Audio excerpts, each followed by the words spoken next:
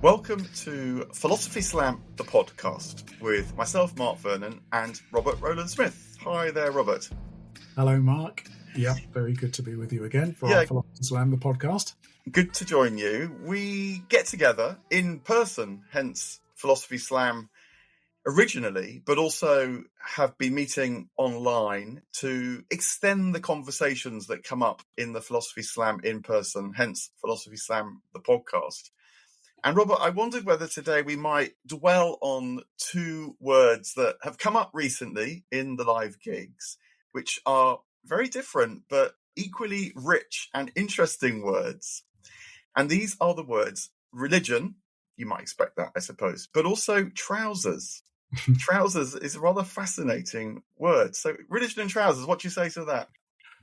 I say, let's get going and see where we get to. Of course, in these Philosophy Slams, we also try and make links a bit between the two.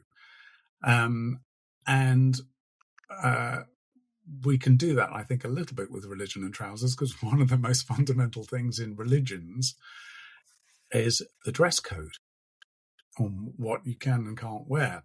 And whether it's a veil or some headwear or something you wear around your lower half or not, it seems that religion and trousers would go together quite well. And there's a Philip Larkin poem that starts off by saying, if I were to set up a religion, I'd make use of water.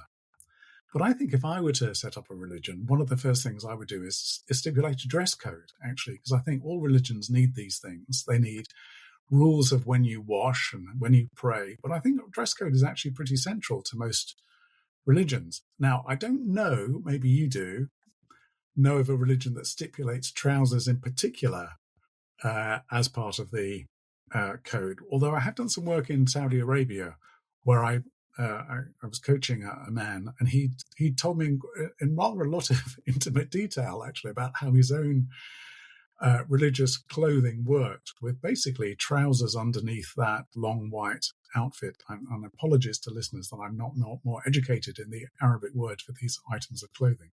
So for me, there is already a link between religion and trousers, insofar as religion often has a dress code. But maybe we can break them down, but tell me where your mind first goes. Well, I did wonder about that link too, because religion, the origins of the word, it's disputed. It can mean to sort of to hold together, to bind together. It can mean more about a kind of connection with God. So a binding towards the divine as much as towards a community. But dress codes clearly are a way that is signalled. On the one hand, sort of celebrated by the people that love the clothing associated with the sense of bonding, but also, of course, used to enforce the religion as well. And whether or not there is the specific business of trousers being used to that end in religion, I'm with you. I can't immediately think of a case, but I do remember when trousers started to first become fashionable in England. And there is a kind of slightly religious side to that switch of fashion, because it occurs in the Georgian period and it occurs during the Napoleonic Wars. So this is the end of the 18th, beginning of the 19th century. France has killed the king, and this provokes hope and panic across Europe. Then there's the terror, and England decides that it must declare war with France. Of course, after the turmoil of the revolution, Napoleon comes in and launches the Napoleonic Wars, rampaging across Europe. And to cut down a very complex situation to something way too simple, but in a way you could say that Britain's strength lies on the waves, lies in the navy. That's where it has dominance. Whereas France, which is a much bigger country population-wise, has almost limited resources of manpower, and so can take great armies all over the place, right into Russia, of course, famously, but threatening England hugely, actually. The fear of invasion was very, very powerful. And trousers play their part in this because the heroes who saved England were the Navy. There's the Battle of Waterloo, of course, and other famous naval moments. But sailors wore trousers, whereas most men wore stockings, woolen tights. If you think of, your Georgian figure, your Georgian man with his big powdered wig, a kind of open jacket, but his shapely calves on display through his stockings. That was the way that most men about town would have dressed. You're getting a little bit overexcited by describing. Think of a Dr. Johnson sort of prancing around, with a stick in hand, pronouncing. But it all changed very dramatically in a year or two. And when suddenly trousers become fashionable because they're seen as sort of a sign of your nationalism, of your loyalty, even your support, your celebration and thanks to the sailors that have saved the nation. And so stockings go out of fashion very quickly, and trousers come in. And so there is a sort of a bit of a religious fervour around trousers that seizes the countryside and has this, quite dramatic effect. You have to turf out your old wardrobe and bring in a new. So a sort of nationalistic kind of religiosity, you might say. The trouser played its part, even in these otherwise sartorially modest lands known as Britain. Very good. Well, I want to pick up on your reference to the etymology of the word religion and relate it to trousers. But first, while you were talking, I remembered the English idiom all mouth and no trousers, which is just to say, you're somebody who's capable of blagging or bullshitting or talking at length, but there's no substance to what you would say. And it made me think actually that the phrase philosophy slam combines both mouth and trousers. So the trousers bit is the slam, it's improvising, and the philosophy bit is the mouth, or sorry, the other way around. So the trousers is the philosophy and the slam is the mouth. So we are trying to be mouth and trousers really in philosophy slam, aren't we? Both substance and a little bit of style. Maybe we should use that as our strapline mark, or lots of mouth, lots of trousers, or something like that. I'd need to check out my wardrobe first to make sure that it was okay to draw attention to my trousers. Well, I mean, we're recording this as a podcast, so people can't see us on the Zoom. But it's interesting. One thing we can't see is our lower garments. I'm in shorts today because it's a warm day. Maybe you are too, but there's no trousers on view one way or the other. Anyway, back to something a bit more trouserish, a bit more substantial. This link with the etymology, religion, as you say, some people relate it back to this notion of a bind, a bond, ligature actually, and religio connected. And it made me think of the notion of fashion, which is the connection between religion and trousers here. And the fact that in the world of fashion, often trousers are referred to as a trouser and a jean. We don't say jeans or trousers, say the trouser and the jean by Armani or whatever, as if to give it a special kind of designy or aesthetic status. And it made me think, actually, in the world of fashion, there are religions or strong means of following strictures. Okay, these aren't religious strictures that say you have to wear a certain, a turban, for example, or a burqa, and so on. But in the world of fashion, particularly high fashion, there are rules which say you need to follow this dress code for the length of this season, spring, summer, or autumn, winter.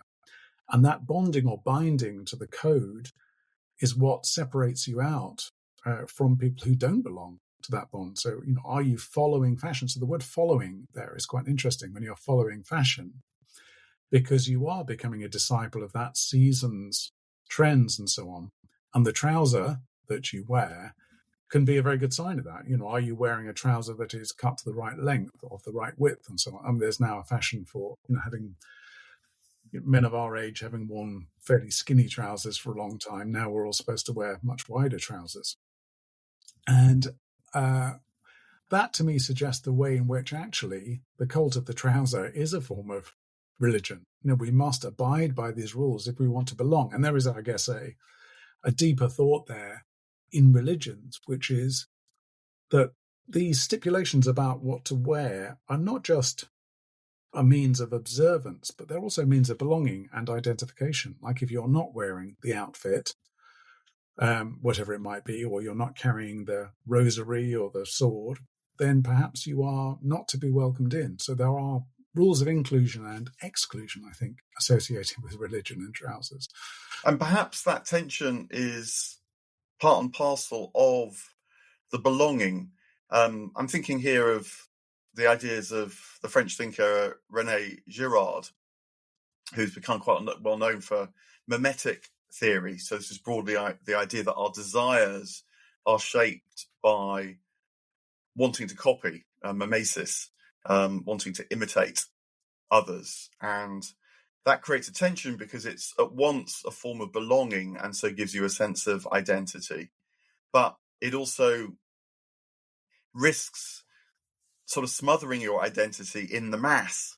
And so you get this tension set up where belonging is at once a task of trying to conform in order to be part of something more than yourself, but also to maintain your sense of who you are, that the conformity can threaten. And I think religion must play this role very much in people's lives as well. And in fact, the link doubles up because Girard became a Christian because he felt that this tension, which leads to competition and then even leads to conflict and then even leads to violence, it creates these kind of cycles of violence in human history, which is relieved, he argued, by a scapegoat.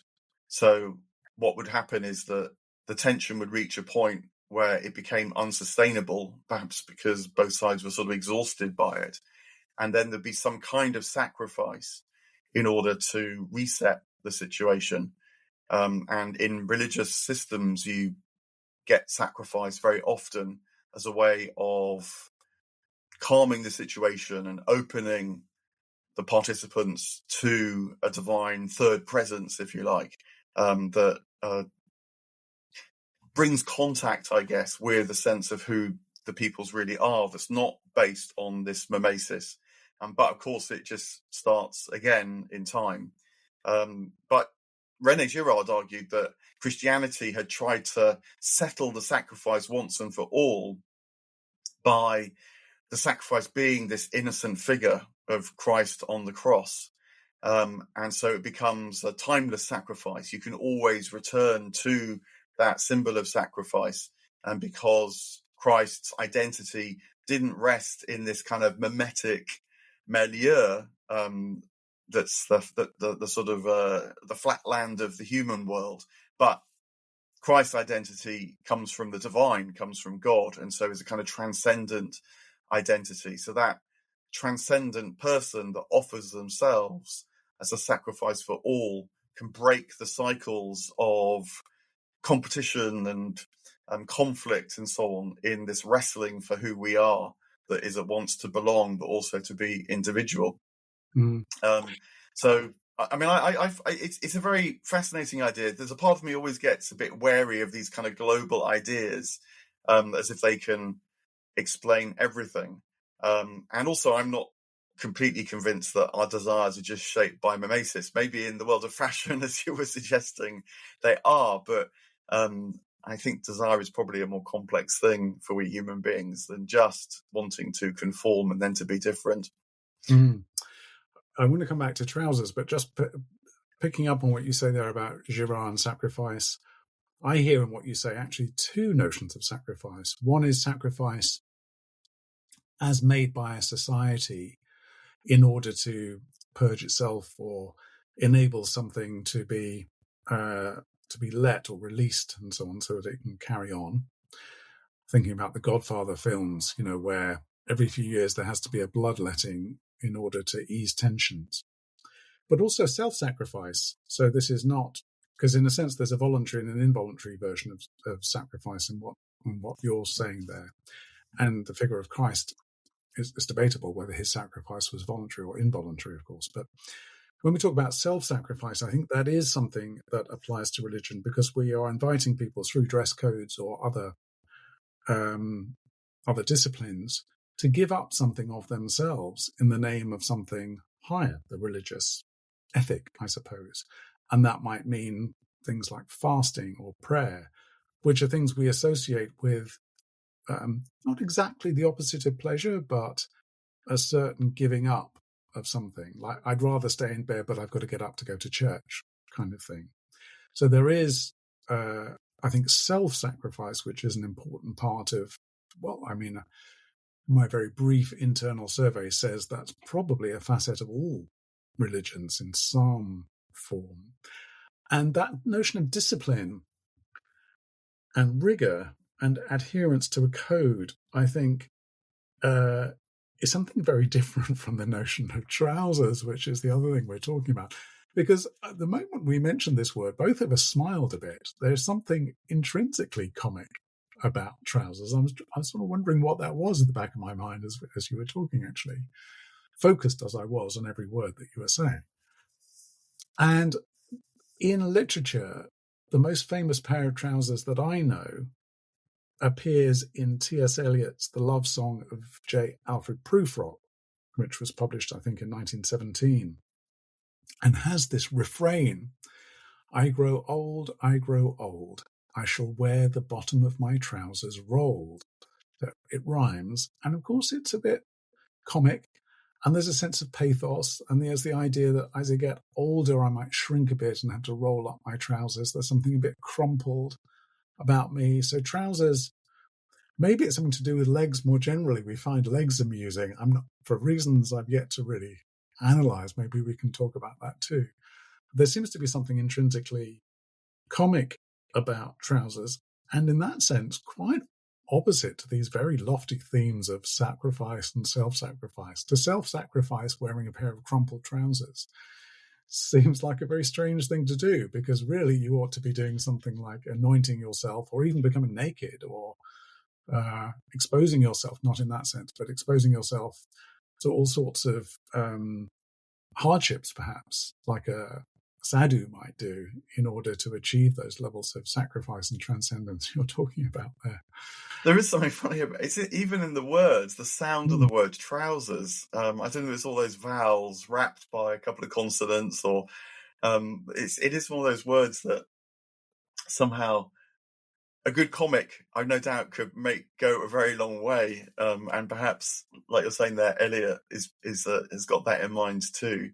And maybe it's also because the trouser is at once sort of revealing and concealing. When you're looking for a good trouser, what makes it a good trouser? I suspect it's not sort of bagginess that completely takes away the shape of the lower part of the body. Does so dress on the left and the right and all that kind of stuff. But it also, you mentioned denim or jeans or agine earlier on. And I remember being very fascinated at one point about the genius of the fabric called denim, because I read this brilliant article once about how the great thing about jeans is that they're universal. Jeans are jeans almost. And yet the fabric itself fits the person in a distinctive and unique way. So people have their favorite jean, even their favorite pair of jeans, that for some reason the fabric feels wonderful on their body. And the thesis was that the jean and the denim that they're made from is the perfect item of clothing to capture the modern world, which, again, going back to identity, promises a sort of belonging, but also a distinctive identity, promises individuality, which is paradoxically found, in contact with others. And so the reason why the jean took off is very much because it's made of denim, and in this embodied way promises you to, look tremendous. Look absolutely distinctively yourself.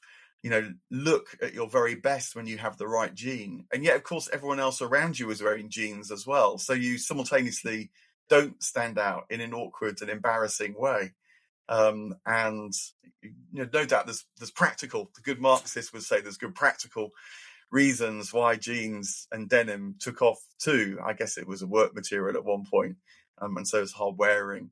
But when, I don't know, Nick Kamen, with stonewashed jeans, Levi 501s and everything, when they first became these great items of fashion connected with pop music and all the rest of it, it was thought that the denim is like the secret to it all, and because of the way that it chimes with who we've become in the modern world. Yeah, no, absolutely. And you mentioned the more serious side of it there. I think there's probably a whole history of slavery and capitalism that could be written through the idea of the, denim, the kind of annexation, conquering, appropriation of the west coast of America, for example, cotton capital, and so on and so forth. So there's probably a very serious side to it as well.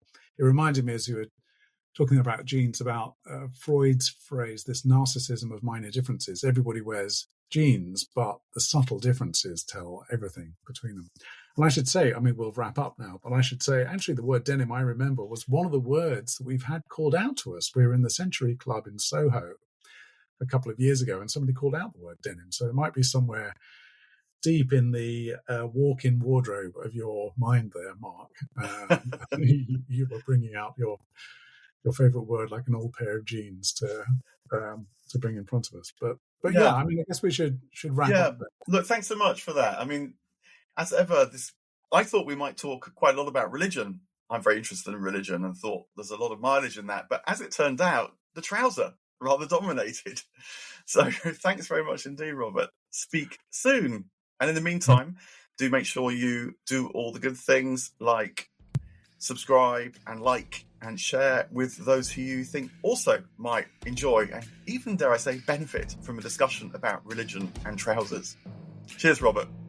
Cheers, Mark.